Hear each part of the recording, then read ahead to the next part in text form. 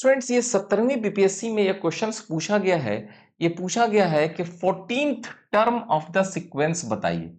Sequence क्या दिया था? 14, 10, 6 और इसके बाद डॉट डॉट कर दिया गया था। ठीक है, तो आप देखो क्या हो रहा है। 14 उसमें से हम लोग 4 घटाएंगे तो हम लोग यहां पहुंच जाएंगे। उसमें से अगर हम लोग 4 घटाएंगे तो यहां पहुंच जाएंगे। सो दूसरा टर्म के लिए हमने 4 घटा दिया, तीसरे टर्म के लिए हमने 4 और घटा दिया, यानी तीसरा टर्म घटाने के लिए हमने 8 कर दिया।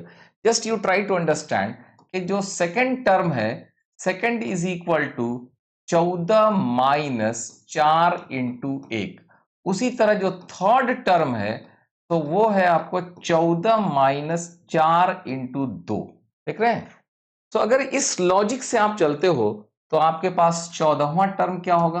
14th term will be equal to 14 minus 4 into 13। So इस तरह से आपके पास आंसर -38 आ जाएगा।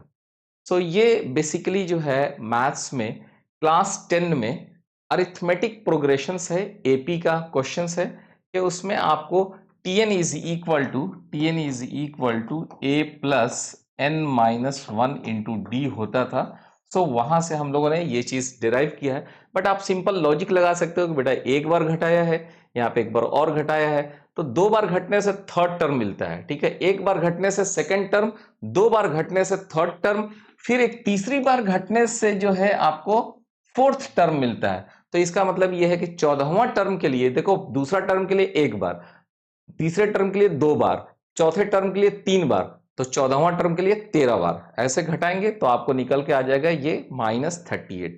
तो आपको सीक्वेंस सीरीज के क्वेश्चंस पे थोड़ा सा मेहनत करना चाहिए।